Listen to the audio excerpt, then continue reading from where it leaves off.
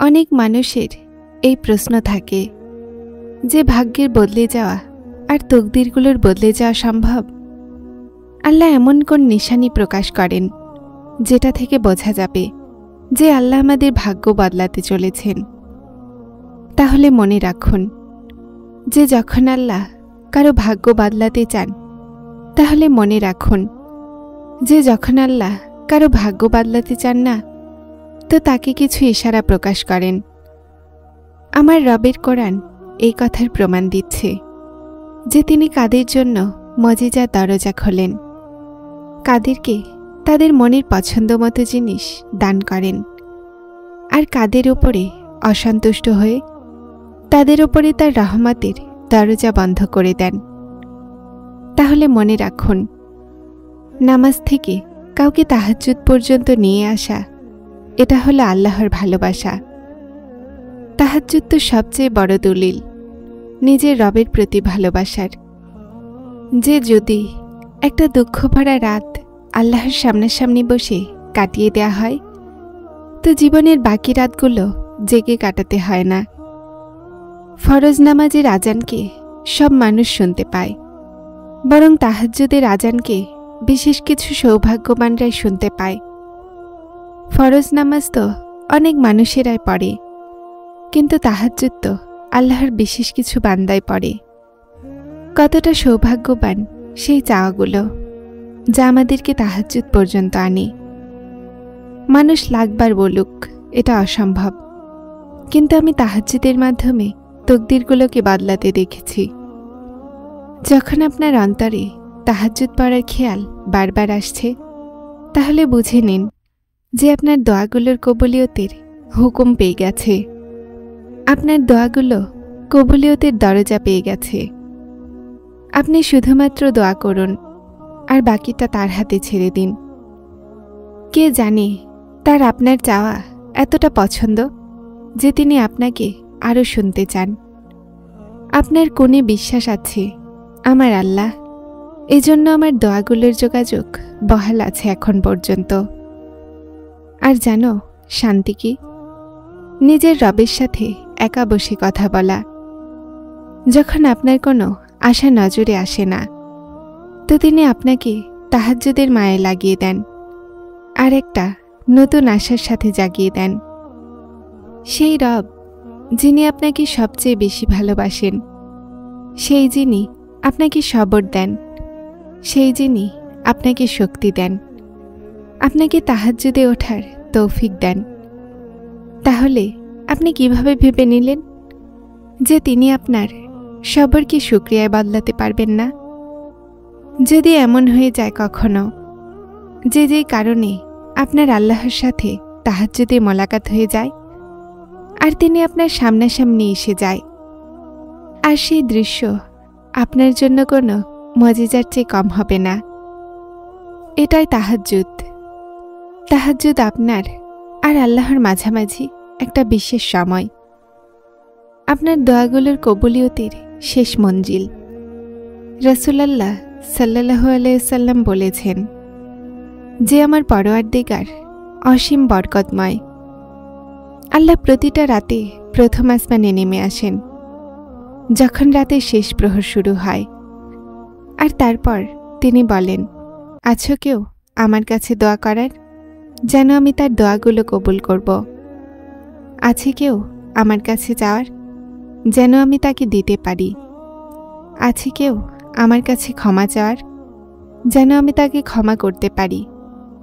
তাহলে যখন বিশেষ ক্ষেত্রে আল্লাহ আপনাকে তার দিকে ডাকছেন, তো তাহলে কি আপনাকে সেটা দেয়া হবে না যা আপনি চান? রাতের শেষ প্রহরে বসে আল্লাহর কাছে হিদায়াত চান। আল্লাহ আপনাকে অবশ্যই সেই সমস্ত মাধ্যম পর্যন্ত নিয়ে যাবেন যা সফলতার পথ, যেগুলো থেকে হেদায়েতের আওয়াজ আসে। তাহাজ্জুদের মাধ্যমে তকদির বদলে যাবে। রাতগুলোতে উঠে আল্লাহর কাছে চেয়ে তো দেখুন, আল্লাহ অন্তরের কথা শুনে নেন। তারপর হোক মুখ থেকে কিছু বলা অথবা না, আর এই কথাকে কখনোই ভুলবেন না যে চাওয়া থেকে নসিব পর্যন্ত যে দূরত্ব আছে, তা রাস্তা শুধুমাত্র একটা দোয়ার। তাহাজ্জুদে গড়িয়ে পড়া প্রতিটা অশ্রু আল্লাহর থেকে কোন বলানোর সুপারিশ করে।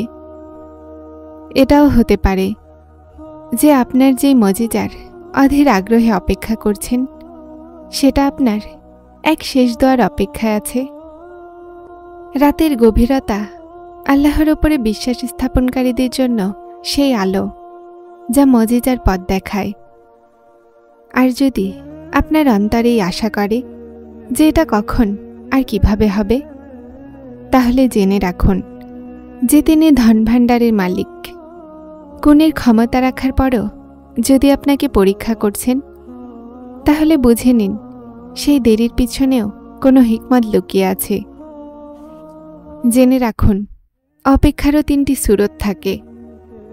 অথবা আল্লাহ এজন্য অপেক্ষা করাচ্ছেন যেটা সময় নয় আপনাকে সেটা দেয়ার যা আপনি কখন থেকে চাচ্ছেন। অথবা তো সেই জিনিস আপনার জন্য উত্তম নয় যেটার জন্য আপনি অপেক্ষা করছেন। অথবা আল্লাহর আপনার চাওয়া পছন্দ হয়ে গেছে, এজন্য তিনি চাচ্ছেন যে আমার বান্দা আমার কাছে ফরিয়াদ করতে থাকুক। আর দোয়াগুলো অবশ্যই কবুল হয়, কিন্তু আলাদা উপায়ে আর আলাদা সুরতে। আর সেখান পর্যন্ত আপনার ধারণাও পৌঁছাতে পারে না। আর কে জানে আল্লাহ আপনার কোন দোয়াগুলোতে কোন বলে দেন, আর আপনার মনের পছন্দমতো জিনিস আপনার ঝুলিতে দিয়ে দেন। যখন আপনি সবর করবেন, তো রাস্তা আপনা আপনি আপনার আল্লাহ বানাবেন। কেননা আল্লাহ বলেন যে আমি সবরকারীদের সাথে আছি। তাই যখন আল্লাহ সাথে আছেন, তো এর চেয়ে খুশির কথা আপনার জন্য আর কি হতে পারে।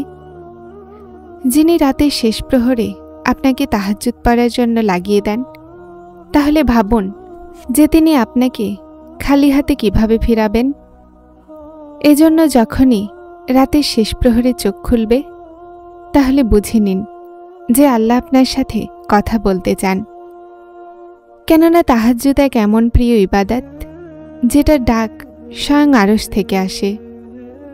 আর এই ডাক তার জন্য আসে যাকে আল্লাহ বেছে রাখেন, আর এটাই তার সৌভাগ্য। আর যখন মানুষ এই ইবাদত করে, তো আল্লাহ পাক সেই বান্দাকে খুব ভালোবাসা নিয়ে দেখে আর তার সমস্ত চাওয়াকে পূরণ করেন। আর এটা মনে আছে না যে যেই কাহিনী তাহাজ্জুদ পর্যন্ত পৌঁছে যায়, তারপর সেটা কখনোই অসম্পূর্ণ থাকে না। যখন আপনি তাহাজ্জুদকে আপনার জীবনে শামিল করিয়ে নেবেন, তো এটা আপনাকে সেই মানুষদের মধ্যে শামিল করিয়ে দিবে যারা আল্লাহর সবচেয়ে প্রিয়।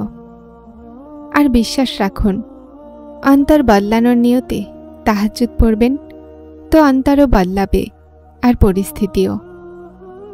আল্লাহ তো না চাইতেও আশা পূরণ করে দেন, তাহলে চাইলে তো মজেজায় দিবেন না। আপনি কি ভাবেন যে তিনি কি আপনার চাওয়াতে কোন বলতে পারেন না? আল্লাহ বলেন, তোমার রব তোমাকে পরিত্যাগ করেনি। আপনার তকদিরের বিগড়ে যাওয়া আর গড়িয়ে যাওয়া সবকিছু আল্লাহর হাতে আছে। আর মনে রাখুন, রবের পক্ষ থেকে তাহাজ্জুদে শান্তি পাওয়া কবুলিয়তের বিশেষ নিশানি। যখন মনে হবে যে অন্তর খালি আর আশাগুলো ব্যর্থ, তাহলে কিছু করো না, শুধুমাত্র নিশ্চিন্তে সিজদায় তাহাজ্জুদ করবে।